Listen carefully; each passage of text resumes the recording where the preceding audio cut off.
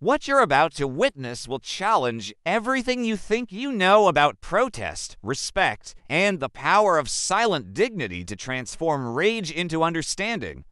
This is the story of how one man's attempt to disrupt centuries of tradition became a lesson in why some things deserve protection, even from those who claim to fight for justice. Marcus Thompson arrived at Buckingham Palace that Tuesday morning with revolution in his heart and anger in his voice.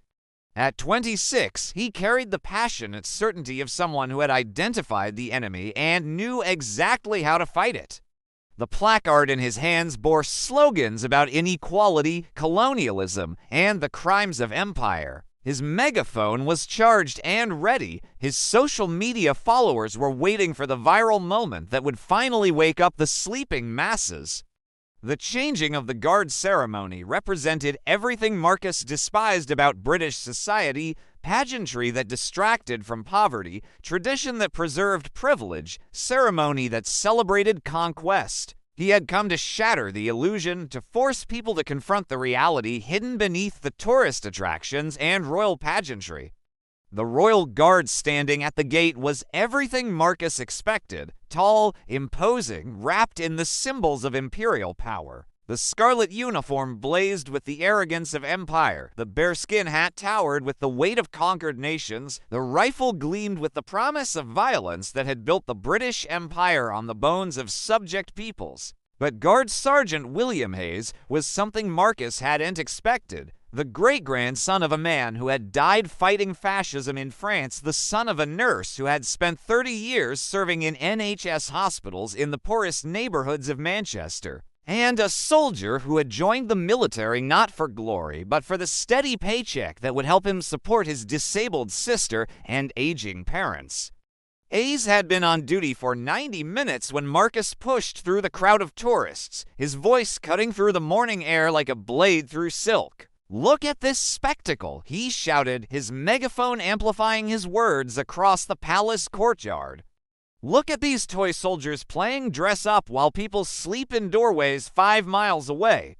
The crowd turned with the collective interest that modern society reserved for unexpected drama. Phones emerged from pockets, cameras focused, social media began documenting what everyone assumed would be another routine protest that would provide a few minutes of entertainment before security intervened. But Hayes remained motionless. His training had prepared him for many things: terrorist threats, crowd disturbances, medical emergencies among tourists. But it had also taught him something more fundamental: the difference between genuine threats that required response and performative disruptions that were best met with professional indifference. Marcus stepped closer, his voice rising with the practiced cadence of someone accustomed to public speaking.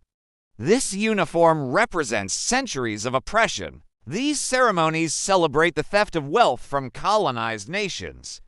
This pageantry is built on the bones of indigenous peoples." The accusations hung in the morning air like gunpowder smoke from ancient battles. Around the courtyard, tourists shifted uncomfortably, uncertain whether to continue taking photographs or retreat to safer distances. Some nodded in agreement with Marcus's words. Others frowned with disapproval at the disruption of their sightseeing experience. Hayes absorbed every word with the same steadiness that he brought to his ceremonial duties. His eyes remained fixed on the horizon, but his awareness encompassed everything: the growing crowd, the security personnel moving discreetly into position, the delicate balance between allowing legitimate protest and protecting the dignity of the ceremony he was sworn to guard. "Are you even listening?" Marcus demanded, stepping close enough that his voice no longer needed electronic amplification. "Do you even understand what that uniform represents? The blood on those brass buttons, the suffering that paid for those palace walls." For the first time since the protest began, something shifted in Hayes' stillness. Not his posture, not his breathing, not his ceremonial bearing, but something deeper, something that suggested the words were being heard, processed, and weighed against a lifetime of experience that Marcus couldn't see or understand. The silence stretched between them like a bridge that neither could cross. Marcus, raised on the righteousness of his cause and the certainty of his historical knowledge, faced with a man whose stillness seemed to absorb criticism without being diminished by it. Hayes, trained in the discipline of duty and the complexity of service, confronted by accusations that contained enough truth to demand consideration and enough simplification to require response. Then something extraordinary happened. Without breaking his ceremonial posture, without moving his head or acknowledging Marcus's presence through any regulation military protocol, Hayes began to speak. Not loudly enough for the gathering crowd to hear, but clearly enough for Marcus to understand every word. "My great-grandfather died at Normandy," he said quietly, his voice carrying the weight of personal history that no megaphone could amplify. "Fighting fascists who would have eliminated people like you for speaking your mind. His son, my grandfather, spent 40 years in the coal mines of Yorkshire, breaking his body to power the country you're free to criticize." Marcus found his prepared responses dying in his throat. This wasn't the dismissive arrogance he had expected. This wasn't the imperial privilege he had come to challenge.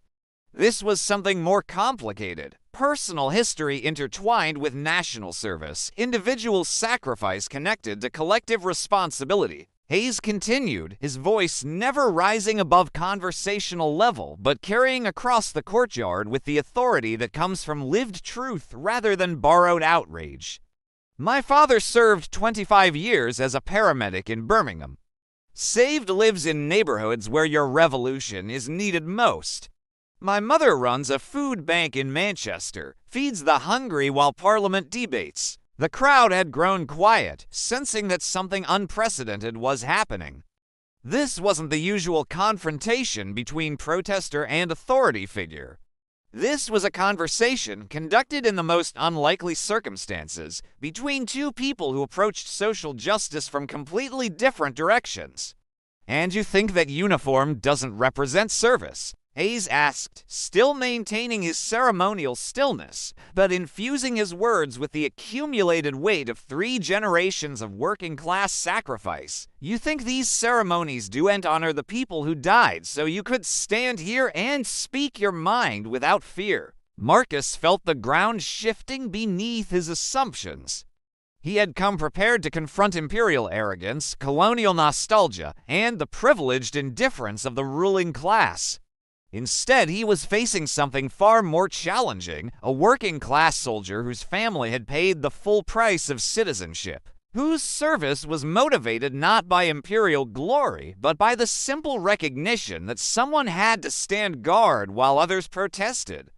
The empire was built on exploitation, Marcus insisted, but his voice carried less certainty than before.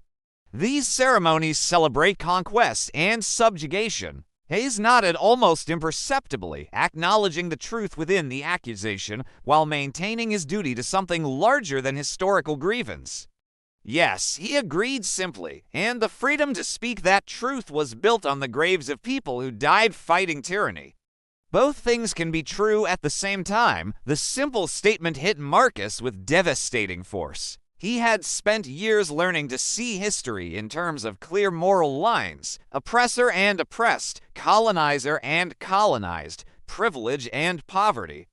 But Hayes was suggesting something more complex, that institutions could simultaneously represent historical injustice and contemporary service, that ceremonies could honor both imperial conquest and anti-fascist resistance, that the same uniform could symbolize both colonial oppression and democratic protection. Around them, the crowd had grown larger and quieter.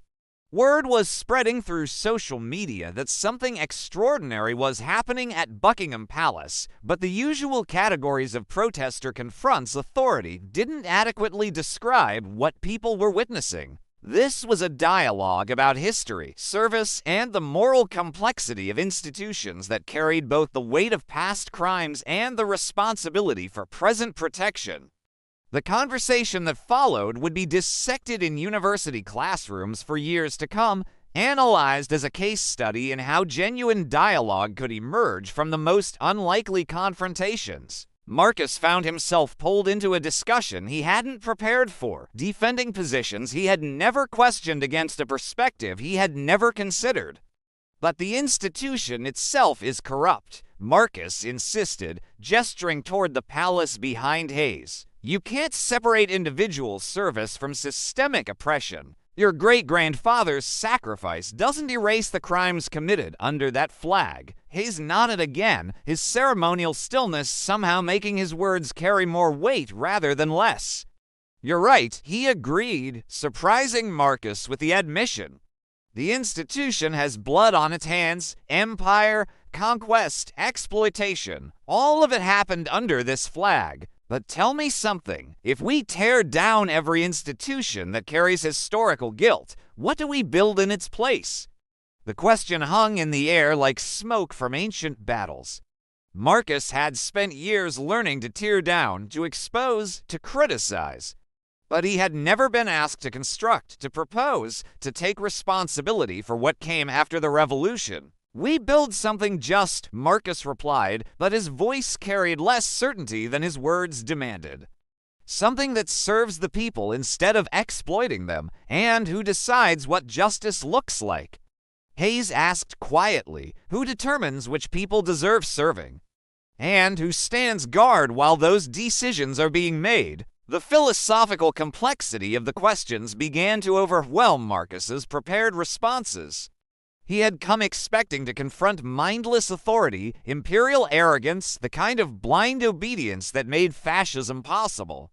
Instead, he was facing a working-class intellectual who understood history as intimately as Marcus did, but had drawn different conclusions from the same evidence. Around them, the crowd had grown to include university students, history professors, political activists from across the spectrum, and tourists who had stumbled into something far more complex than the ceremonial entertainment they had expected. Social media posts were spreading the confrontation globally, but the usual categories of viral content couldn't contain what was actually happening. You think I don't know about Amritsar? Hayes continued, referring to the 1919 massacre that had become a symbol of British colonial brutality. About the Bengali famine, about the violence that built this empire. I know the history, Marcus. Every soldier worth the uniform knows the history. The use of his name surprised Marcus. In all his preparations for this confrontation, he had never considered that the guard might see him as an individual rather than just another protester. The personalization made everything more complicated, more human, less ideologically pure. Then, how can you wear that uniform, Marcus demanded, his voice carrying genuine confusion rather than rhetorical aggression? How can you represent an institution built on that foundation? Hayes was quiet for a long moment, and Marcus realized that this was the heart of the matter, not whether historical crimes had been committed, but what contemporary people owed to that history, and how they should live in relationship to inherited guilt. Because someone has to, Hayes said finally. Someone has to stand guard while we figure out how to be better. Someone has to protect the space where conversations like this one can happen without violence. Someone has to ensure that the freedom you're using to criticize this institution continues to exist while we work to make it worthy of that freedom. The logic was circular but somehow compelling. The institution that needed to be reformed was also the institution that protected the freedom necessary for that reform to happen peacefully. The uniform that symbolized historical oppression also symbolized contemporary protection of the rights that made opposition possible. Marcus felt his ideological certainty cracking like ice in spring sunshine. He had built his identity around moral clarity, around the ability to distinguish heroes from villains, justice from oppression, right from wrong. But Hayes was forcing him to consider the possibility that real life existed in the spaces between those categories. That's just justification, Marcus said, but his voice lacked the conviction that had marked his earlier statements. You're making excuses for serving a corrupt system. Maybe, Hayes acknowledged. Or maybe I'm accepting responsibility for protecting an imperfect system while working to make it better. Maybe I am choosing to serve the highest ideals that this uniform can represent instead of its worst historical expressions. The distinction was subtle but profound. Hayes wasn't defending the British Empire or denying its crimes. He was claiming the right to serve something better while wearing symbols that had also represented something worse. He was suggesting that institutions could be redeemed through the service of people committed to their highest rather than lowest possibilities. A young woman in the crowd called out, her voice cutting through the philosophical complexity with practical urgency. But what about right now? What about the people suffering today while you two debate history? Both men turned toward the voice, recognizing the validity of the challenge. Academic discussions about institutional redemption meant little to families struggling with poverty, racism, and inequality in contemporary Britain. Hayes addressed the question with the same thoughtful precision he had brought to Marcus's challenges. "That's exactly why this conversation matters," he said. "Those people you're talking about, they're my family, my neighbors, my community. My sister receives disability benefits that keep her alive. My parents depend on NHS care that's being systematically underfunded. The people I am sworn to protect aren't just tourists and royalty. They everyone this system is supposed to serve." Marcus found himself looking at Hayes with new understanding. This wasn't a privileged defender of elite interests. This was a working-class man who had chosen military service as a way to contribute to something larger than himself while supporting the people he loved most. "So you're saying you serve the system to change it from within?" Marcus asked, genuinely curious rather than rhetorically aggressive. "I'm saying I serve the best version of what this system could become." Hayes replied, "I wear this uniform as a reminder that institutions are only as honorable as the people who serve them. I stand guard over the possibility that we can do better, be better, serve better." The conversation was drawing to its natural conclusion, but neither man seemed ready to let it end. They had discovered something rare in modern political discourse, the possibility of disagreeing about methods while sharing fundamental values, of arguing about institutions while recognizing each other's humanity. Marcus lowered his megaphone, the gesture symbolic of something larger than the end of his protest. "You've given me a lot to think about," he admitted. "I still think the system needs to change. I still think these institutions carry too much historical weight to be easily redeemed, and you're probably right," Hayes agreed. "But change has to come from somewhere. It has to be protected by someone. It has to be guided by people who understand both the necessity of reform and the danger of revolution without foundation." The crowd began to disperse as people sensed that the confrontation had transformed into something that no longer required audience participation.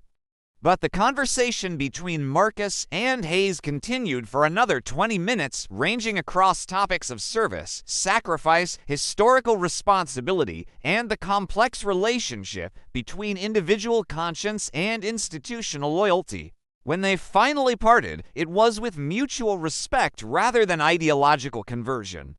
Marcus hadn't abandoned his critique of empire and privilege.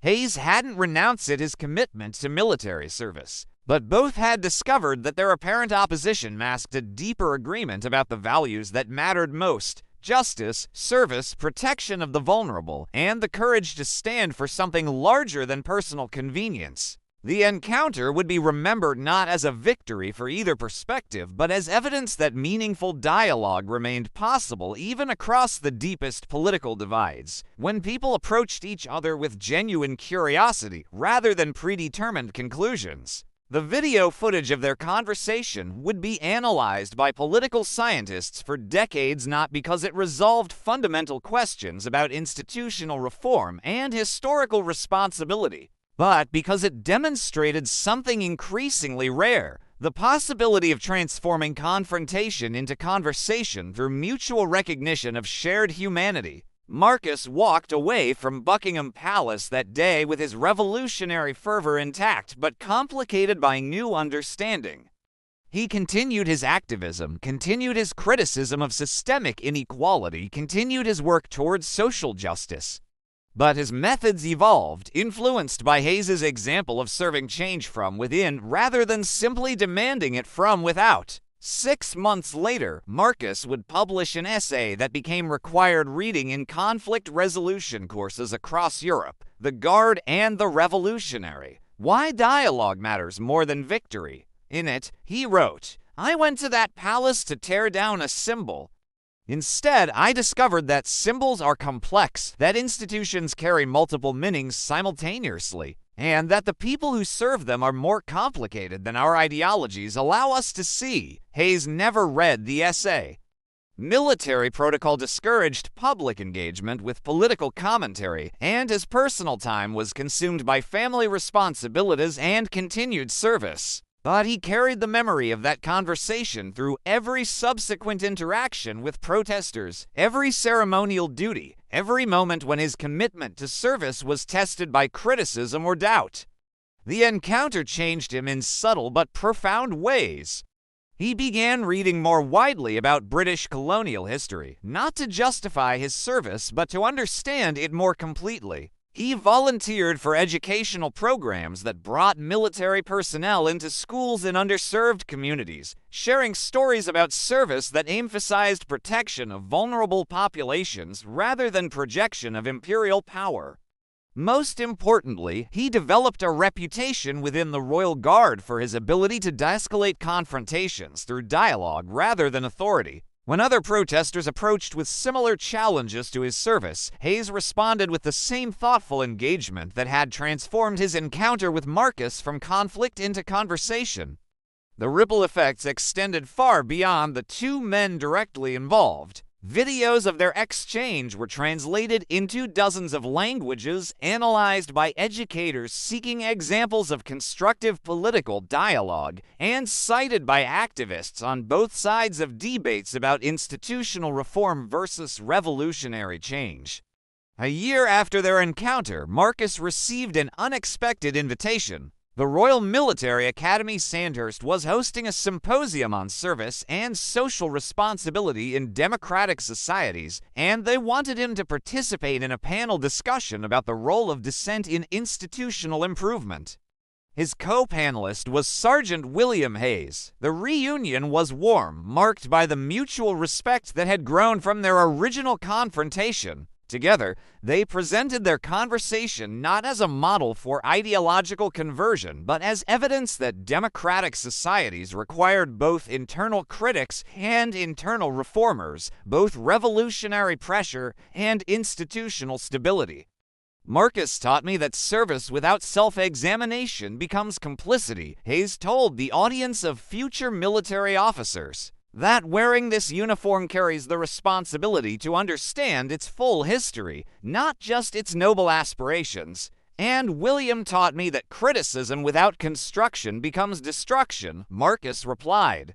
"That tearing down systems requires someone to protect the space where better systems can be built." The symposium led to an ongoing collaboration between the two men, developing educational materials that helped young people understand the complex relationship between institutional service and social justice. Their work was used in civics classes, military training programs, and activist workshops across the United Kingdom and beyond. But perhaps the most important legacy of their encounter was the quiet example it provided for countless other confrontations between authority and dissent. Guards at military installations began responding to protesters with Hayes's model of respectful engagement. Activists began approaching institutional representatives with Marcus's evolved understanding of complexity and nuance. The change wasn't dramatic or immediate. Revolutionary transformation rarely is. But slowly, steadily, the quality of political discourse began to shift in small pockets of society. People began listening more carefully to opponents, looking for the human stories behind ideological positions, seeking common ground rather than total victory. 5 years after their encounter, Hayes was promoted to warrant officer and assigned to train new recruits in ceremonial duties. His curriculum included not just military protocol and physical discipline, but discussions about the historical complexity of the institutions they served and the moral responsibility that came with wearing the uniform. "You will be criticized," he told each new class of guards. "You will face people who see this uniform as a symbol of oppression, conquest, and privilege. They're not entirely wrong, but you have the opportunity to make this uniform mean something better, to serve the highest ideals it can represent rather than its worst historical expressions." Marcus, meanwhile, completed a PhD in political science, writing his dissertation on constructive confrontation. Models for democratic dialogue across ideological divides. He became a professor, teaching courses on activism, institutional reform, and the art of political conversation. His students learned not just how to organize protests and challenge authority, but how to engage with institutional representatives as complex human beings rather than ideological opponents.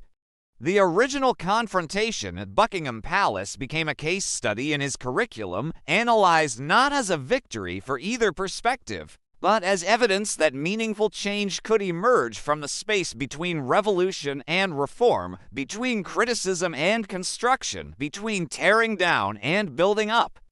Both men would look back on that Tuesday morning as a turning point, not just in their individual understanding, but in their approach to the work that defined their lives. Hayes continued his military service with renewed sense of purpose, understanding that protection of democratic freedoms included protection of the right to criticize the institutions that provided that protection.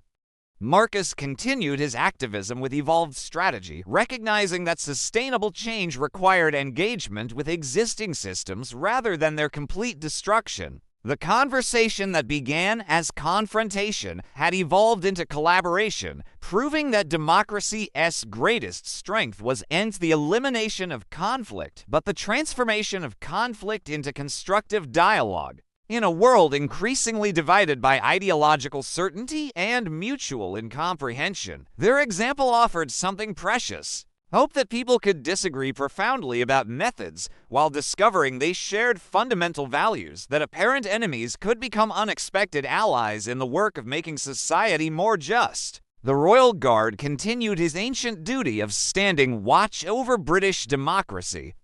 The revolutionary continued his essential work of demanding that democracy live up to its highest ideals. Both understood that their apparently contradictory roles were actually complementary, both necessary for the health of the society they served in their different ways. And somewhere in the space between their positions, in the dialogue that emerged from their confrontation, lay the possibility that democratic societies could evolve peacefully, guided by both the stability that institutional service provided and the moral urgency that revolutionary criticism demanded. The lesson of their encounter would echo through generations, that the most productive confrontations were those that transformed opponents into teachers, enemies into allies, and ideological certainty into collaborative wisdom. That real change happened not when one side defeated the other, but when both sides recognized their shared commitment to justice, however differently they understood the path toward achieving it. In the end, both the Guard and the revolutionary had learned something essential about service, sacrifice, and the complex work of protecting democratic freedoms while demanding that those freedoms serve the cause of justice for all.